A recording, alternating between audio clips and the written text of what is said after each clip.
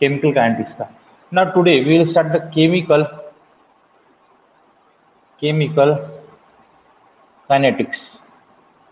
देखो chemical kinetics, अगर कुछ रिएक्शन की स्टडी करते हैं हम जनरली हम रिएक्शन की स्टडी करते हैं। देखो फॉर एग्जांपल लेता हूँ, अगर मान के चलो if you take the one test tube contain the we add the silver nitrate AgNO3 aqueous solution of AgNO3, and we add the second is that here NaCl solution, aqueous solution. Okay, now if you mix these are the aqueous solution of silver nitrate, these are the sodium chloride aqueous solution. If you mix, then in this test tube we see that the white color precipitation, PPT लिखता हो precipitation, white color precipitation solid compound मिलेगा आपको। जैसे आप mix करोगे, the after mixing the very few seconds this white precipitation is formed. That reaction is a faster reaction because result in the quick, result in the minute, fraction of minute. Okay, this one of the most important. Next is that suppose we take the one iron rod. These are the iron. Okay, iron rod. If we contact with the water droplet, these are the water droplet, and this is air, that is O2. Okay, now what happen अगर iron rod water और air के contact में आएगा तो क्या होगा पता? Yes, rust होगा। तो मुझे एक चीज बताओ, मैंने आयरन रॉड रख दिया अभी और मैंने एक दिन में देख लिया, रस्ट होगा क्या एक दिन में वो? ओके, तो ये process, this process is very slow process. Okay, next is that these are the first our reaction, these are the second reaction. Third reaction is that there is a inversion of cane sugar, जो कि हम chemical kinetics में पढ़ेंगे अभी। Inversion of cane sugar formula आपको पता है क्या? नहीं पता? C12H22O11, ओके, प्लस अगर मैं H2 ऐड करता हूँ इसमें, ओके, तो मुझे मिलेगा here the C6 sugar. Glucose का फार्मूला बता।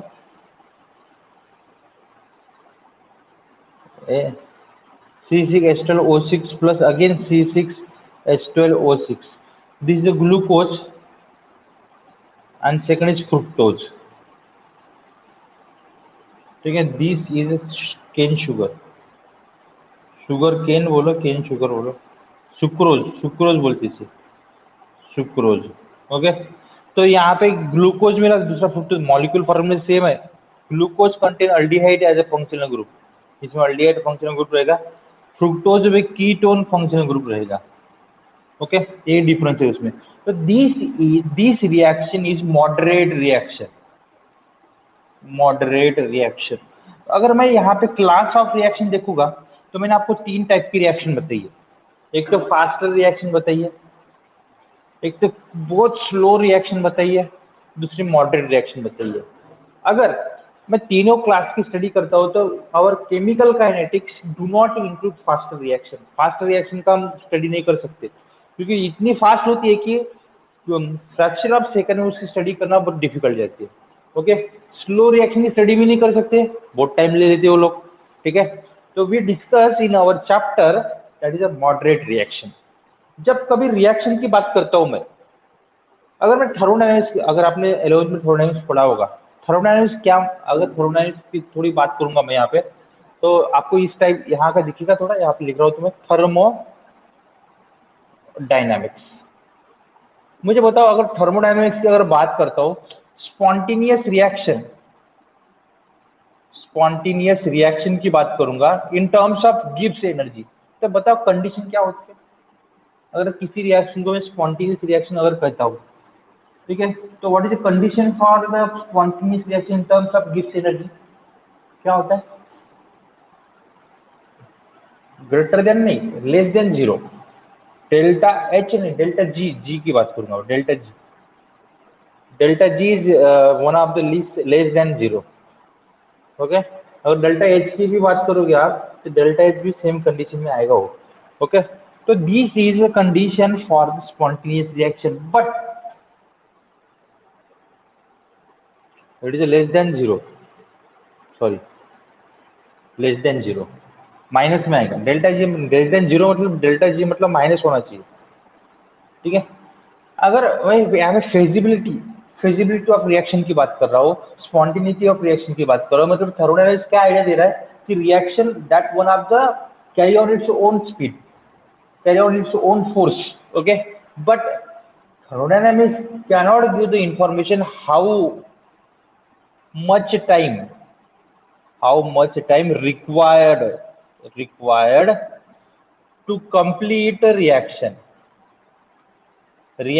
कब कंप्लीट होगी, कितना टाइम लगेगा, this question cannot solve by thermodynamics. Thermodynamics ने ये नहीं बताया कि रिएक्शन कितने टाइम में कंप्लीट होगी, रिएक्शन में प्रोडक्ट कितना मिलेगा, रिएक्शन का कॉन्सेंट्रेशन कितना रहेगा, प्रोडक्ट का कॉन्सेंट्रेशन कितना रहेगा, कितना टाइम लगेगा उसे, दैट कैन नॉट एक्सप्लेन, ठीक है। हाँ, उसने बता दिया ये रिएक्शन हो सकती है, थर्मोडायनामिक्स ने बोल दिया कि ये रिएक्शन हो सकती है, मगर कितना टाइम लगेगा, कितना कॉन्सेंट्रेशन बचेगा, कितना अमाउंट ऑफ प्रोडक्ट फॉर्म होगा, their details can not give the thermodynamics. तो साइंटिस्ट लोग तो सबसे दिमाग वाले थे, उन्होंने ये सोचा कि हमको थर्मोडायनामिक्स से कुछ सेटिस्फेक्शन नहीं मिला, तो हमको अलग एक कुछ बनाना पड़ेगा, अलग अलग ब्रांच बनानी पड़ेगी, जिसको हमने अभी नाम दिया केमिकल काइनेटिक्स। तो केमिकल काइनेटिक्स होता क्या है? केमिकल काइनेटिक्स की अगर मैं बात करूंगा तो केमिकल काइनेटिक्स हम किसको बोलेंगे एक्चुअली, आप अगर एक समझो एक चीज को, यहाँ पे मैंने आपको 3 कैटेगरी की रिएक्शन बताई है, एक फास्टर बताइए, एक स्लोअर बताइए और एक मॉडरेट रेट की रिएक्शन बताइए। तो एक चीज आप ध्यान में आ रही हो कि ये स्पीड के बारे में बात कर रहे हैं हम, फास्टर कैसे बोलेंगे हम, किसको बोलेंगे फास्ट? भाई कम टाइम में अगर ज्यादा रिएक्शन हो रही है तो फास्टर है। स्लो किसको बोलेंगे? अरे बहुत ज्यादा टाइम लग रहा है रिएक्शन होने के लिए, बट टाइम का फैक्टर आ रहा है साथ में, ठीक है। एक चीज मैं आपको बता रहा हूँ, मॉडरेट किसको बोलूंगा? भाई दोनों के कंपेरिजन में टाइम कितना लगा, इसको टाइम कितना लगा, दोनों के बीच का टाइम लगा तो मॉडरेट बोल दूंगा इसमें, है ना। फास्टर और स्लो के बीच का टाइम लग रहा है इसको, मान लो, तो भाई टाइम से मैं रिलेट कर रहा हूँ कौन सी रिएक्शन फास्ट है कौन सी स्लो है।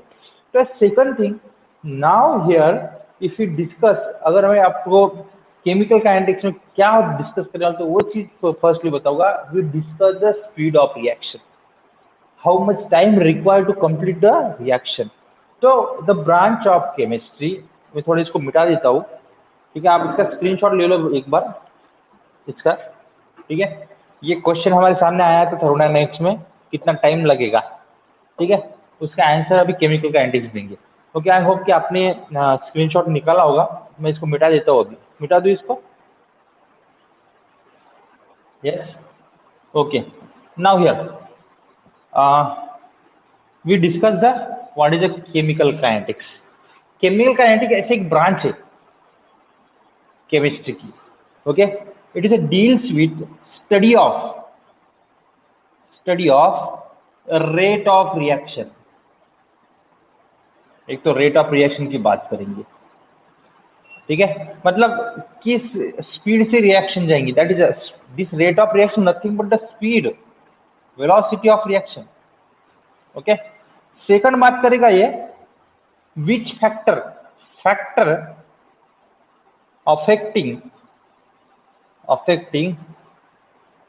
Affecting on rate of reaction, मतलब रेट ऑफ रिएक्शन को कौन कौन से फैक्टर अफेक्ट कर सकते हैं, कौन कौन से कर सकते हैं।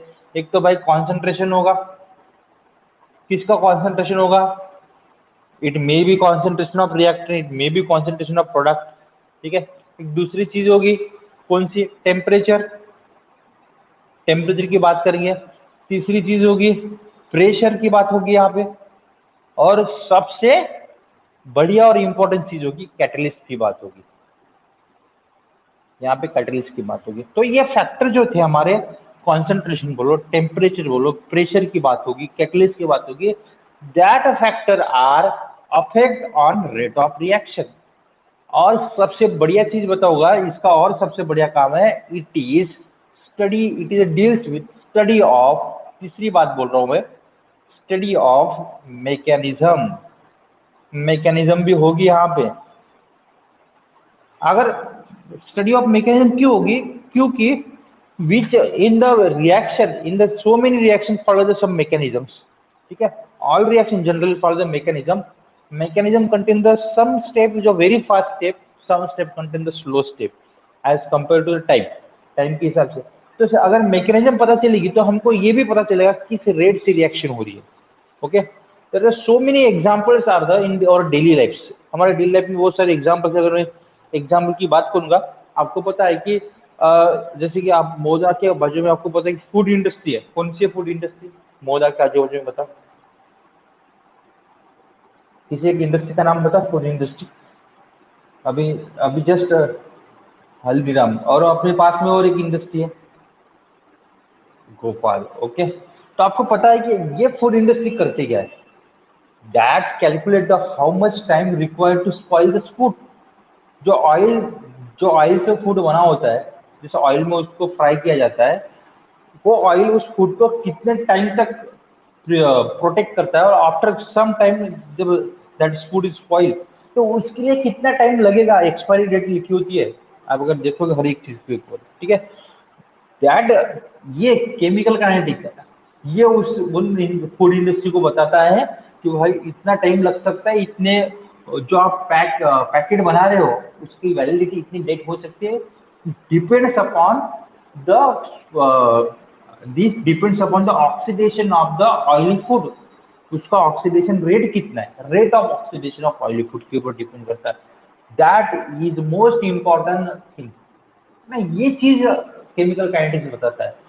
मोस्ट इम्पोर्टेंट दूसरी बात बताऊंगा आपको, और एक चीज बताता हूँ एटमॉस्फेयर के बारे में। आपको सबको पता है कि today one of the biggest problem for the world because of the ozone layer, ozone layer deflection है ना। ओजोन लेयर डिप्लेक्शन की बात करते हैं तो ये तो हमारे अकेले इंडिया की बात नहीं है, ये वाली अकेले अमेरिका की बात नहीं, चाइना की बात नहीं, चाइना का नाम तो लेना ही नहीं, लिया तो लिया, रसिया की बात नहीं, अमेरिका की बात नहीं, इंडिया की बात नहीं, ये वर्ल्ड की बात है, ठीक है। ओजोन लेयर डिफ्लेक्शन, तो आपको इसका पता है इफेक्ट क्या होता है अगर ओजोन डिफ्लेक्ट होते गया, इसका इफेक्ट क्या होगा? हार्मफुल रेज आएंगी, स्किन कैंसर हो गया, बहुत सारे डिसीज बढ़ेंगे, बहुत सारा मतलब नुकसान। वैसे तो कोरोना में नुकसान तो हो रहा है, मगर ऐसा भी नुकसान बहुत सारा होगा आगे में चल के। तो it is a most important, deflection time कितना है इसका, है ना। ओजोन का लेयर का डिफ्लेक्शन टाइम कितना है, ओजोन O3 का कन्वर्जन O2 और ऑक्सीजन में कैसे होता है, ठीक है, this one of the oxygen. Okay, now this how much time required to decompose ozone into oxygen, there is a elemental oxygen, that one of the important to us। और naturally आपको देखा जाए इस लॉकडाउन में ये deflection जो है कम हुआ था because of the pollution, pollution कम हुआ था इसलिए। तो ये रिवर्स रिएक्शन के लिए कितना टाइम लग सकता है, अगर ऑक्सीजन का कन्वर्जन ओजोन में होता है तो कितना टाइम लग सकता है, that also the one type of calculation and it is a most important. हमको पता होना चाहिए चीजें। अगर डिफ्लेक्शन जल्दी होता रहा तो ऑब्वियसली ये तो डिफिकल्ट होगा पूरे वर्ल्ड के लिए। तो that also calculation give by the chemical kinetics. ये केमिकल काइनेटिक्स का पार्ट ये बताएगा कि कितना डिफ्लेक्शन के लिए कितना टाइम लग रहा है, कितना कॉन्सेंट्रेशन चाहिए, कितना ओजोन फॉर्म होगा, एक साल में कितना ओजोन फॉर्म हो सकता है, ठीक है, दैट मोस्ट इम्पोर्टेंट। दूसरी चीज, जब मैं रस्टिंग ऑफ आयरन की बात करता हूँ, रस्टिंग ऑफ आयरन, आपको पता है सिविल एरिया में रस्ट आयरन का यूज बहुत सारा है ना। बहुत सारे ब्रिज बोलो, बिल्डिंग्स बोलो, शिप्स बोलो, बहुत सारे यहाँ पे सिविल एरियाज में other type of area also there contain the some iron, iron का यूज बहुत सारा है। आपको पता है कि अगर अमेरिका की बात करूँ मैं, अमेरिका की बात करूंगा तो it is a replace iron per year it required so many dollars, वो सारा डॉलर लगता है कि उनको हर साल में आयरन को रिप्लेस करने के लिए, बिकॉज ऑफ द रस्टिंग। तो रस्ट को हम रोक नहीं सकते, उसका परमानेंट सोल्यूशन तो हमारे पास सोल्यूशन है, पर परमानेंट सोल्यूशन नहीं है, रस्ट होगा ही। हाँ, अगर मान के चलो रस्ट रस्ट कितना होता है, मतलब एक आयरन अगर 10 साल अगर आयरन यूज होता है तो उसकी लाइफ बढ़ा सकते हैं, 15 साल यूज होगा वो, मगर रस्ट होगा उसके अंदर, तो लाइफ बढ़ा सकते हैं because of the some options are there. Okay, but how much time require, rust होने का टाइम कितना लगेगा, लाइफ कितनी बढ़ेगी, है ना, रस्टिंग का रस्टिंग प्रोसेस कितनी स्लो होगी, स्लो डाउन कितनी होगी, by using the various factor, है ना, फैक्टर का हमने देखिए concentration, temperature, pressure, catalyst, catalyst use करके हम रस्टिंग प्रोसेस और स्लो डाउन कर सकते हैं, फास्ट भी कर सकते हैं। ठीक है, तो ये सब चीजें फैक्टर के तरीके से हम यहाँ पे पढ़ेंगे, है ना। मुझे किस रिएक्शन को, जो कोई भी रिएक्शन इतनी फास्ट होती है, तो फास्ट रिएक्शन में क्या होता है, बहुत सारा प्रोडक्ट नहीं मिलता हमको, तो उस प्रोडक्ट को स्लो डाउन करने के लिए फैक्टर भी स्टडी करेंगे। कुछ कुछ रिएक्शन की मैकेनिज्म भी बहुत इंपॉर्टेंट होती है, जैसे कि हम ऑर्गेनिक में पढ़ेंगे मैकेनिज्म का पार्ट, ऑर्गेनिक के लिए ये भी मैकेनिज्म कम है, तो ये सब चीज हम यहाँ पढ़े। तो what is the chemical kinetics, क्या होगा, it is a branch of chemistry, it deals with study of rate of reaction and also the factor affecting on the rate of reaction, which along with this it give the all information about the mechanism of reaction। ठीक है, तो mechanism भी यहाँ पे हम देखेंगे। ये हो गया through out the chemical kinetics. तो आई होप कि इंट्रोडक्टरी पार्ट आपको समझ में आया होगा। मैं थोड़ा आगे भी चलता हूँ। ओके, यहाँ तक ठीक है, कोई प्रॉब्लम नहीं? यस, ओके, चलो आगे चलता हूँ थोड़ा। नाउ अगर मैं केमिकल रिएक्शन की बात करता हूँ, मुझे केमिकल रिएक्शन अगर स्टडी करना होगा तो एक सिंपल, मैं थोड़ा फिजिक्स की तरफ जाता हूँ। चलो, अगर आपको अगर वेलोसिटी निकालनी है किसी चीज की, can consider the velocity. Okay, चलो नाउ हियर हम देखेंगे वेलोसिटी। वेलोसिटी मतलब rate of change of displacement, right, displacement with respect to time, है ना। तो एक चीज देखो कि डिस्प्लेसमेंट के अकॉर्डिंग और टाइम के अकॉर्डिंग हमने वेलोसिटी को काउंट किया, for which in physics for a particular object. But whenever go to the chemical reaction, अगर मैं केमिकल रिएक्शन की बात करूंगा तो मुझे क्या करना पड़ेगा, डिस्प्लेसमेंट तो मैं केमिकल रिएक्शन का नहीं कर पाऊंगा, रिएक्शन एक ही जगह रहेगी, but in place of displacement we use the concentration. Simple सी बात है, कॉन्सेंट्रेशन यूज करूंगा मैं। तो क्या बोलूंगा, अगर मुझे केमिकल रिएक्शन में अगर रेट निकालना हो, तो केमिकल रिएक्शन का रेट निकालना तो मुझे फर्स्ट देखना पड़ेगा रेट ऑफ रिएक्शन क्या होता है। रेट ऑफ रिएक्शन, तो रेट ऑफ रिएक्शन क्या होता है, it is change in concentration of designated species, change in concentration of designated species। और designated species मतलब it may be a reactant or it may be product with respect to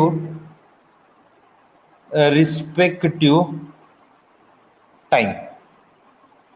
time interval बोलो, time interval की बात करूंगा मैं, मतलब एक बड़ा स्पैन टाइम इंटरवल का, उसमें स्टडी करेंगे। मतलब टाइम इंटरवल मतलब एक रिएक्शन चलती है 1 आवर चल सकती है, 2 आवर चल सकती है, 1 डे चल सकती है, 3 डे चल सकती है, 1 मंथ चल सकती है, इसलिए मैंने टाइम इंटरवल बोल दिया उसको। ओके, तो टाइम इंटरवल मतलब it may be minute, it may be hour, it may be day, it may be month, it may be year also. Okay, now here अगर मैं इसको कैसे लिखूंगा, therefore rate of reaction mathematically अगर लिखना होगा is equal to the, it is a ratio of the change in concentration of designated species upon time interval, that is a rate. देखो एक सिंपल चीज है, आप अगर जैसे कि फिजिक्स में देखोगे डिस्प्लेसमेंट अपॉन टाइम लिखते हैं स्पीड, तो कॉन्सेंट्रेशन अपॉन टाइम लिख दिया हमने, तो क्या सिर्फ चेंज किया डिस्प्लेसमेंट के बदले हमने कॉन्सेंट्रेशन को डाल दिया, that is rate of reaction. तो रेट ऑफ रिएक्शन मतलब स्पीड की स्टडी कर रही है। तो यहाँ पे दो चीजें बोलूंगा मैं आपको, रेट ऑफ रिएक्शन दो टाइप से काउंट किए जाते हैं, एक that is average rate of reaction, इसको स्टडी करेंगे। और सेकंडली स्टडी करेंगे इंस्टेंटेनियस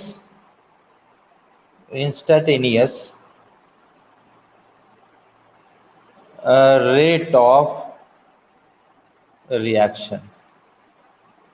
ठीक है, तो दो टाइप के हमको एवरेज रेट और इंस्टेंटेनियस रेट ऑफ रिएक्शन पढ़ना है। पहले तो इसको समझना है तो एवरेज रेट को समझना पड़ेगा, इंस्टेंटेनियस को। But scientist are interested in this instantaneous rate of reaction. Scientist लोगों को ये सबसे अच्छा लगा, कम टाइम में मैक्सिमम रिजल्ट वाला है, ये फंडा था ये वाला।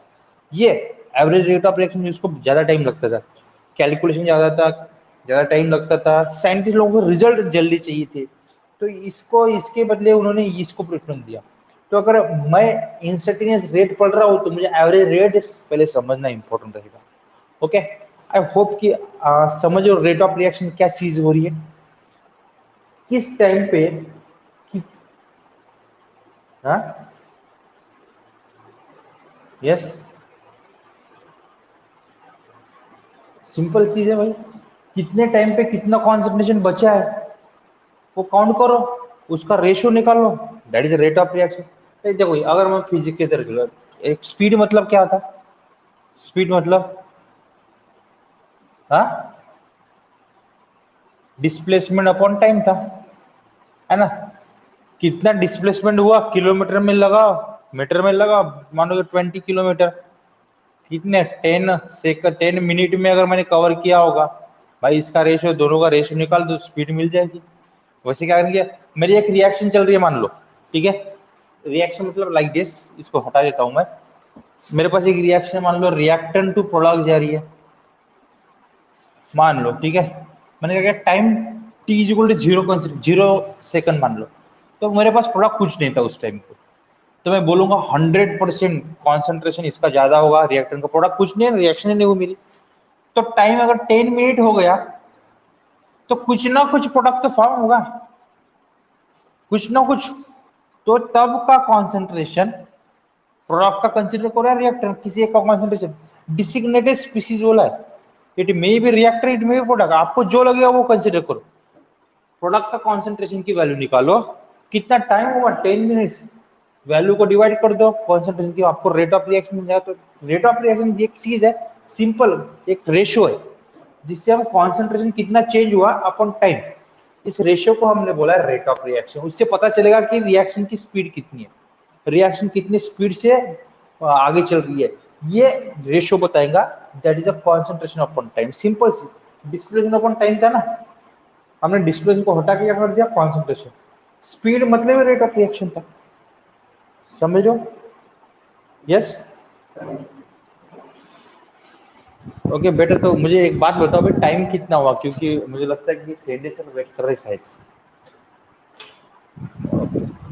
तो मैं आपको फिर क्या हुआ आज, तो थोड़ा मेरे कारण ही लेट हो गया, ठीक है। तो सेंडे सर अभी आए हैं, वो नॉक करके गए हैं, तो मैं यहाँ पे रोक देता हूँ। कल हम पढ़ेंगे average rate of reaction, instantaneous rate of reaction, इसका ग्राफ की स्टडी करेंगे। इसमें हम रिएक्शन पढ़ेंगे एक पर्टिकुलर डाटा लेके, मतलब कॉन्सेंट्रेशन देखो, जैसे मैंने अभी यहाँ पे वैल्यू डाली थी ना 20/10 स्पीड के लिए, वैसे हम अभी टाइम की वैल्यू लेंगे, कॉन्सेंट्रेशन की वैल्यू लेंगे, और हम कैलकुलेट करेंगे रेट ऑफ रिएक्शन। जो आप वैल्यू लेके कैलकुलेट करोगे आपका आइडिया क्लियर हो जाएगी किस टाइप से हमने स्पीड ऑफ रिएक्शन फाउंड की है, ठीक है। तो बेसिकली हम पहले एवरेज रेट समझेंगे, इंसिडेंस रेट समझेंगे, और इनके एक्सपेरिमेंटल वैल्यूज लेंगे, जिससे और क्लियर होगा कंसेप्ट, जिस वैल्यू से हम कैलकुलेट करेंगे कितनी स्पीड से रिएक्शन जा रही है, तो सब हम कल देखेंगे। ठीक है, कल रेगुलर टाइम 4:30 को। ठीक है, आज रुक जाओ यहाँ पे। ओके, चलो बाकी का बाद में देखेंगे।